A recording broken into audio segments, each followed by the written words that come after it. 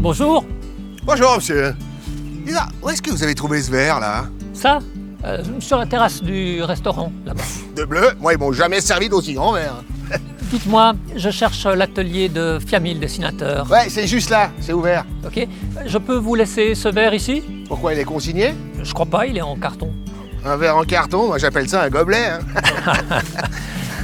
Dites-moi, votre tête me dit quelque chose. Oui, Herman, le dessinateur de la Tribune. Ouais, c'est ça, ouais. Puis moi, je suis le jardinier du château de Versailles. Allez, salut, espèce Au de revoir. gobelet.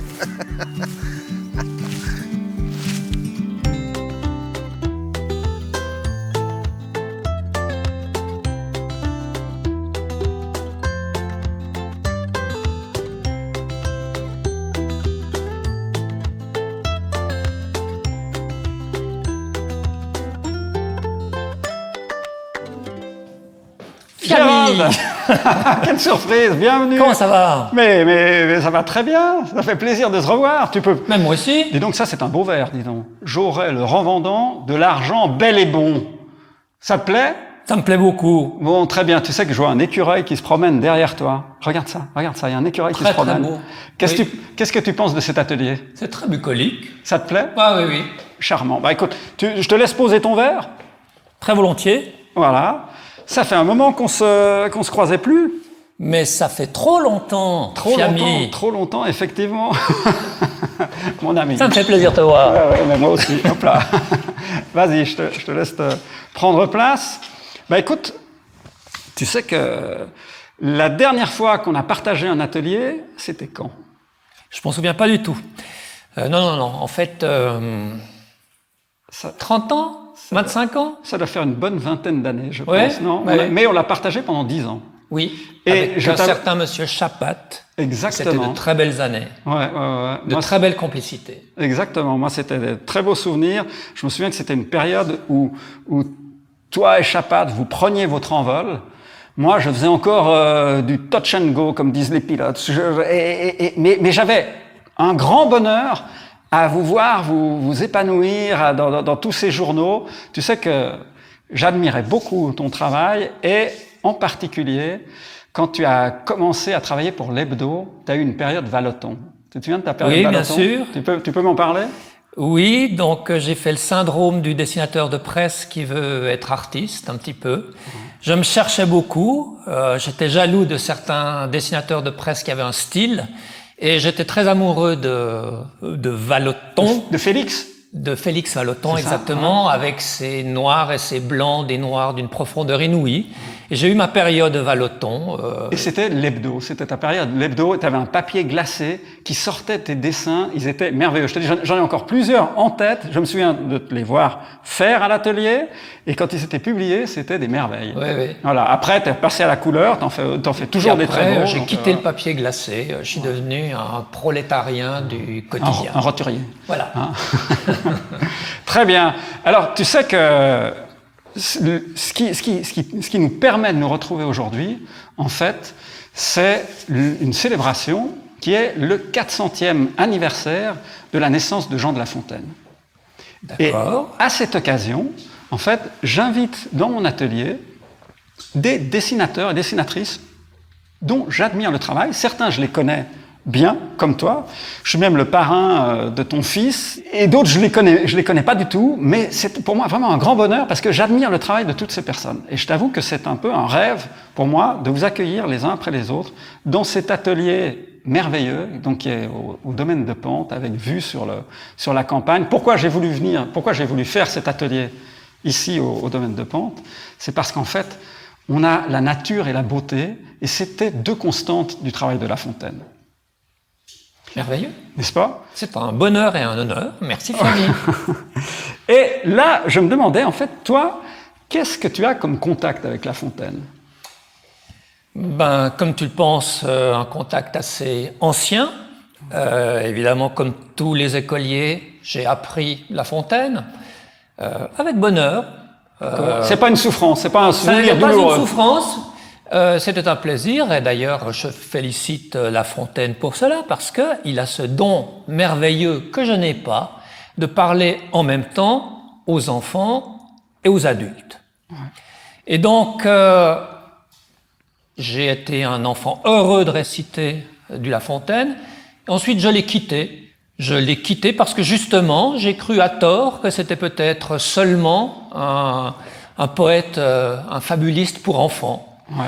Je l'ai retrouvé un tout petit peu à l'université, sans grand plaisir. Tu as fait des études de lettres, toi, hein, si J'ai je me fait des souviens, études c'est de ça lettres, Ouais, voilà. exactement, oui. Et ensuite, donc, en tant que dessinateur de presse, évidemment, il est incontournable. Il est incontournable pour deux raisons. C'est que tout le monde le connaît et ces images sont vraiment absolument frappantes. Donc, pour un dessinateur de presse, c'est un matériel incontournable. Et évidemment, j'ai déjà dessiné des tortues, des lièvres, des corbeaux et des renards, des cigales et des fourmis qui sont des types psychologiques dont on a auxquels on a recours en tant que dessinateur de presse. Donc c'est un bestiaire dans lequel tu vas puiser régulièrement. Complètement. Je pense que c'est le meilleur bestiaire pour dessinateur de presse. C'est the best of the bestiaire. Oui. Et en plus de ça, il a quelque chose de très... pas dessin de presse, mais je dirais de presque bande dessinée. C'est poèmes... Moi je dirais dessin animé. Dessin animé, parce qu'il met en nous des images, et des fois on a vraiment l'impression que les images vont se développer pendant qu'on lit la fable. Tu as tout à fait raison. Pour moi, La Fontaine, il crée des images dans nos têtes avec ses mots. Et c'est juste ce qui est merveilleux. Tu sais, moi, je fais des présentations à des publics très différents. Je partage des fables. Plus que des présentations, c'est des partages de fables. Je les fais avec des personnes âgées, avec des enfants, avec des personnes handicapées. J'ai même fait avec des étudiants suisses-allemands. Et ça marche toujours. Parce que, à chaque fois, les mots sont si puissants qu'ils évoquent en chacun de nous des images qui viennent. Et, par exemple, le loup et l'agneau, le corbeau et le renard, on l'a tous très vite. En un vers, on a la description, on voit le lieu. On voit le ruisseau qui coule, on voit l'agneau, le loup qui sont là, et c'est très très puissant. Et ce qui, moi, me fascine aussi, c'est qu'il y a de la beauté, donc dans la musique des mots, il y a de l'humour, et il y a du suspense. On ne sait jamais ce qui va se passer au détour d'un vers. On est toujours suspendu, et donc ça nous attire, ça nous capte, et puis on s'amuse. Et l'autre grand bonheur, c'est qu'on apprend toujours quelque chose. Je ne sais pas ce que tu en penses. Alors... au moins du vocabulaire. En tout cas, pour moi, je peux te dire. Oui, moi j'aime beaucoup ce vocabulaire 17e, c'est vrai. Moi, je suis particulièrement un amoureux des mots. Comme tu l'as dit, j'ai une culture un peu littéraire. Et alors, je suis épaté devant... la beauté du vocabulaire, la précision, l'utilisation de toutes les fioritures de la langue française.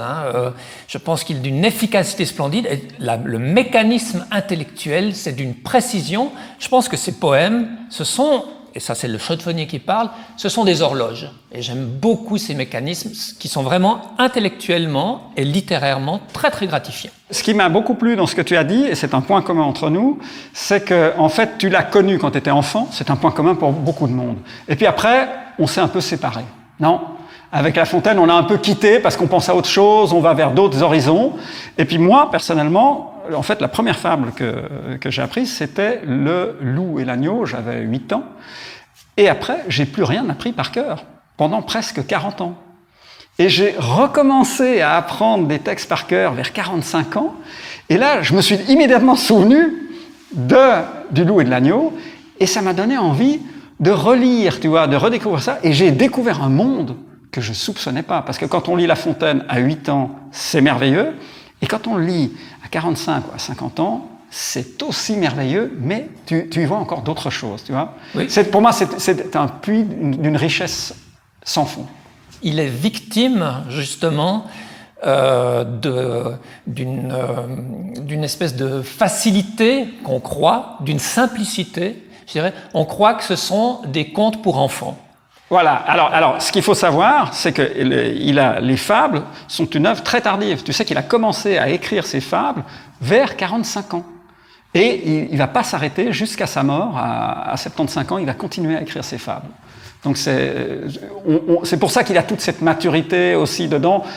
J'imagine que c'est difficile de les écrire quand on est jeune. Oui.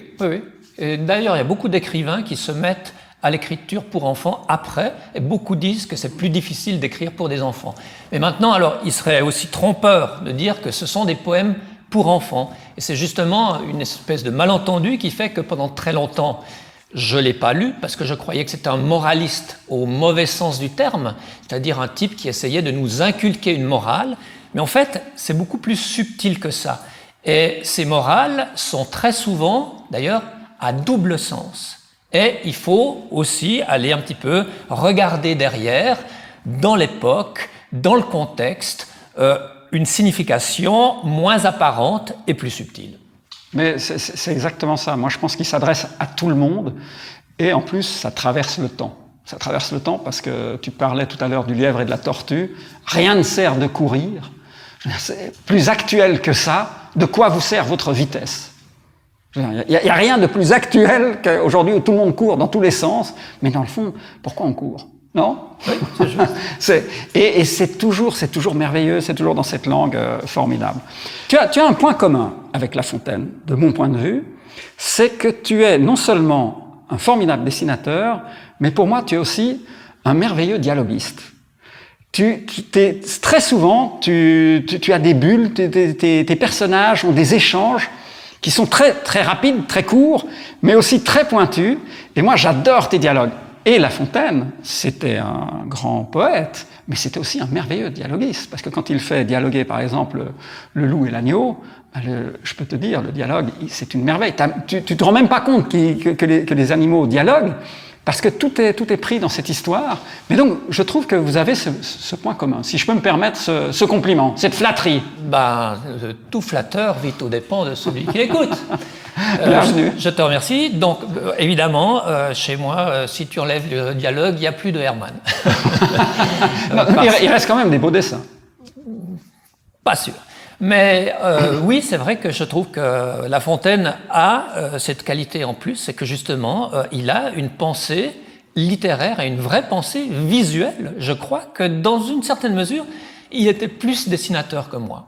Maintenant, mon cher Gérald, je demande à chaque invité de me poser une question sur La Fontaine. Est-ce que par hasard, tu aurais une question à me poser sur La Fontaine ? Non, aucune. Première question peut-être alors. La Fontaine, est-ce que c'était un noble ou est-ce que c'était un bourgeois ? Alors, c'était un bourgeois. On pourrait presque dire qu'il naît Jean La Fontaine et il meurt Jean de La Fontaine. Et en fait, il va bidouiller un peu son anoblissement, il devient Jean de La Fontaine pour essayer d'éviter de payer trop d'impôts. D'accord ? Mais il va obtenir sa particule par la bande, on va dire. Mais il est fils de bourgeois, donc il naît à Château-Thierry, dans un univers où son père a un très bel hôtel particulier. Sa mère est plutôt fortunée. Et puis, il va grandir avec une très belle bibliothèque où il y a justement les fables d'un certain Ésope, d'Horace et d'autres poètes latins qui vont construire justement sa sensibilité. Et au-delà de ses lectures, il va très vite s'évader autour de son hôtel particulier qui est complètement cerné par d'épaisses forêts où il va se sensibiliser à la nature, à ses beautés, aux animaux, aux joies de la pêche et de la chasse. Donc la poésie est une façon de retrouver aussi son environnement. Ah, c'est clair. Moi, je pense qu'il s'est vraiment imprégné dans sa jeunesse, tu sais, c'était un enfant qui allait se promener, je te dis, dans la forêt, dans la nature. Et puis, il avait déjà, il a été biberonné avec les fables d'Ésope, dans lesquelles il va puiser lui-même la grande partie de son inspiration.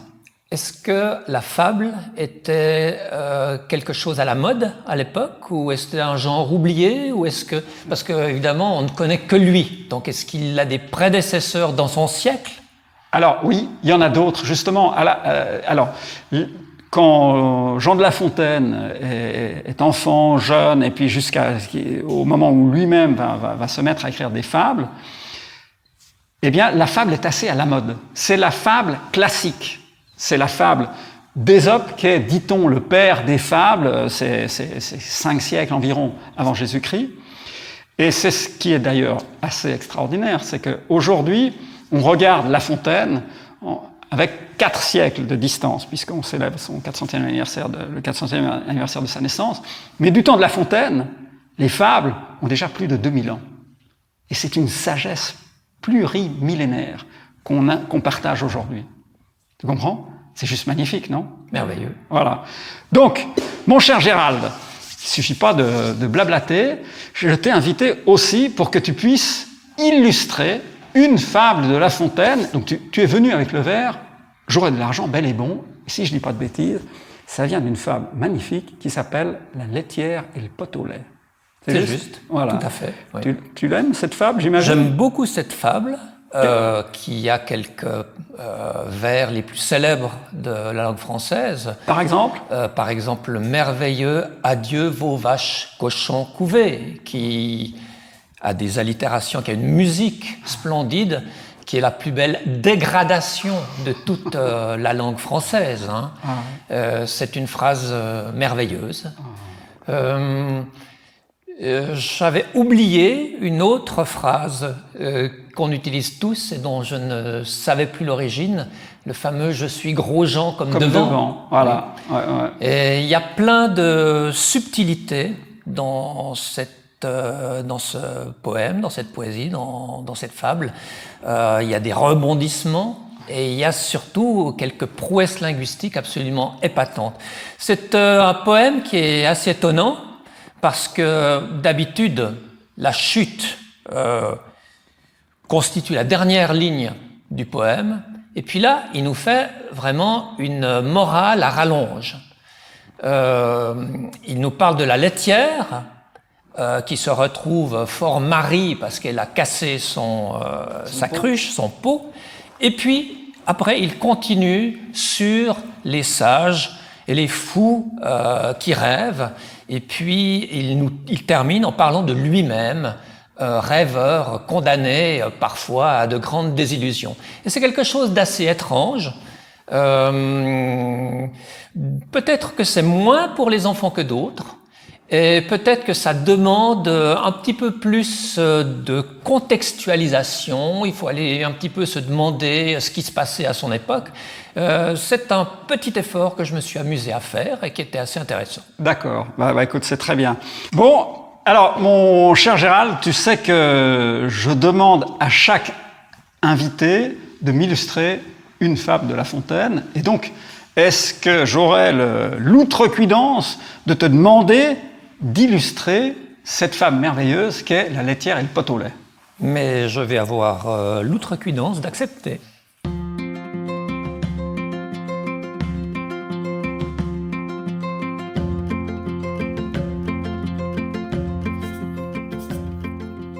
Tu sais que moi, en fait, une des raisons qui m'ont poussé à faire cette émission, c'est que quand j'étais gamin, adolescent, peut-être que tu connais ça aussi, il y avait une émission formidable de Bernard Pichon qui s'appelait Le Musée des Bulles.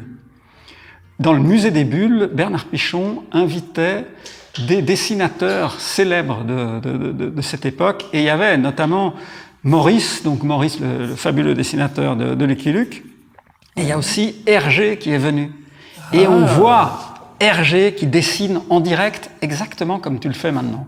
Je sais que toi, tu es aussi un grand admirateur d'Hergé. Bien sûr. N'est-ce pas? Bien sûr, absolument. C'est un grand bonhomme. Mon maître, on voit quand même que pas mal de personnes me disent que je fais du Hergé parce que j'ai gardé, sans le vouloir même, la ligne claire, qui pour moi était tellement naturelle que je ne savais même pas qu'il y avait une autre manière de dessiner.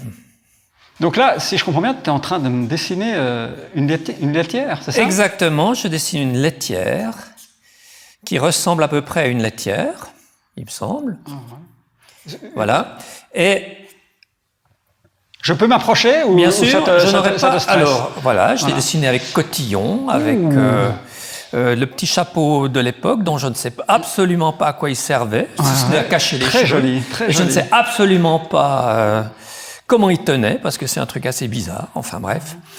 Et en l'occurrence, je ne suis pas un vrai illustrateur. Un illustrateur, je suis pas assez modeste pour être illustrateur.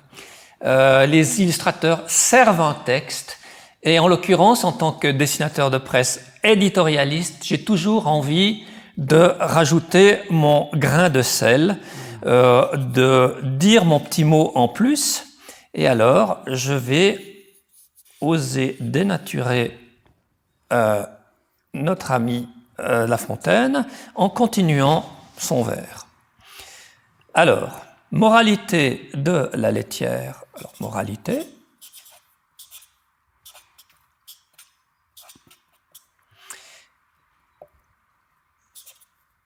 Avec une brique en carton, octosyllabe, je ne sais pas. Joli. Le lait se conserve, se garde, on va dire, parce qu'il faut toujours un octosyllabe, Un équilibre, ouais. plus longtemps. Et voilà la vraie morale du XXIe siècle de la fable de La Fontaine. Excellent. Et c'est signé. Et voilà. Et c'est signé Hermann. Bah écoute, c'est magnifique. Je te remercie. C'est une belle laitière. Mais si je peux me permettre, la robe est un peu longue. Parce que ça commence par légère et court vêtue et la laite à grands pas. Et là toi, en fait, tu es très pudique. C'est ton côté, côté perd la pudeur. Tu as rallongé la robe, non? Tu voulais pas qu'elle soit courte. Je ne crois pas. Légère et court vêtue. Non, d'abord, il me semble. C'est bien ça, légère et court vêtue, et la laite à grands pas. Attention. La notion de légèreté au XVIIe siècle n'était pas celle de maintenant. Cacher cette cheville que je ne saurais voir. Exactement. D'accord. Et donc, je l'ai même peut-être dessinée plus court que les canons de l'époque, Okay. parce qu'il est dit qu'elle avait cotillon, je crois. Cotillon simple et souliers plats. Voilà. Et en l'occurrence, elle avait donc cotillon, je crois que c'est une robe. C'est un jupon. C'est un jupon exactement un peu plus court qui lui permet justement de cheminer à grands pas, ce qui est une précaution normalement pour ne pas s'encoubler, mais comme elle est dans ses pensées, ben évidemment, elle profitera de sa robe légère pour marcher plus vite, pour sauter et pour causer les dégâts avec son pot au lait. Tu sais que donc il y a 245 fables de La Fontaine, et pour l'instant, dans la série qu'on fait qui s'appelle Récite-moi La Fontaine, on partage déjà 26 fables différentes avec des groupes différents. Et une de ces fables, donc, c'est bien La laitière et le pot au lait. Et ce que je te propose, c'est qu'on la regarde ensemble maintenant. Cette fable, on l'a tournée il y a quelques mois, 2 ans, au château de Coppet, chez Madame de Staël, sous son regard, avec un groupe d'enfants. Et je te propose qu'on la regarde et puis tu me feras part de tes réactions. Ça te va? Très volontiers. C'est parti. Perrette sur sa tête ayant un pot au lait. Essayez d'imaginer une laitière. Alors, elle est blonde ou elle est brune? Elle est noire. Brune. Légère et convêtue, elle a la laite à grands pas. Ayant mis ce jour-là pour être plus agile. Cotillon simple et souliers plats. Vous imaginez des fois les dames, elles mettent des talons haut comment? Vous pouvez imaginer pour porter du lait? Moi j'ai déjà essayé. Mais moi aussi j'ai essayé, quand j'étais petit aussi, quand j'avais votre âge. J'ai essayé aussi les godasses de ma mère. Hein. La chose allait à bien par son soin diligent. C'est joli, non? Mais qu'est-ce que ça veut dire? Jusqu'ici, ça va très bien, non? Oui, elle va sûrement tomber. Pourquoi tu dis ça? Voyons la femme, je me dis bien qu'il y aura Un problème, bien sûr. Il y aura un problème. Adieu vos vaches, cochons couvés. Vous entendez la musique? Adieu vos vaches, cochons couvés. Tatatin, tatatam, tatatin, tatatam. C'est de la musique, La Fontaine, c'est de la musique. La laitière et le pot au lait. Qu'est-ce que t'en penses? Ben, on voit d'abord évidemment le plaisir des enfants, Ouais. qui est merveilleux. Je pense qu'ils ont exactement le même plaisir qu'ils ont quand ils lisent le dernier Titeuf. Clairement, ça leur parle. Et d'ailleurs, comme Titeuf, ça parle aussi aux adultes. Donc, il a ce don inouï, rarissime, de pouvoir parler aux enfants et aux adultes. Bon, Gérald, merci encore du fond du cœur d'être venu, d'accord ? Tu es une première invitée, donc c'est pas rien, je m'en souviendrai, d'accord ? Merci. J'espère que tu as eu du plaisir, ça s'est bien passé ? Beaucoup de plaisir. Ben oui. Voilà, formidable. Et je vais revenir très bientôt. Pourquoi ? Parce qu'il y a encore 450. Il reste 244 fables à faire. Alors, je t'attends, il faut que j'aille chercher, je vais vite acheter un peu de papier et quelques feutres, et puis on se revoit bientôt, alors, d'accord ? Ça marche. Merci beaucoup. Je vais reprendre ma peinture. Bon retour. Ciao, Gérald. Merci.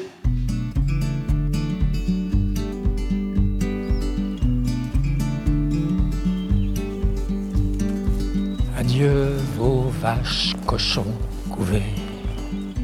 Merci, c'est agréable. Adieu vos vaches, cochons, couvés. Ouais, bon, ça va, merci. Adieu vos vaches, cochons, couvés. Vos vaches, cochons, non mais la ferme! Adieu vos vaches, Adieu. cochons, couvés. Adieu vos vaches,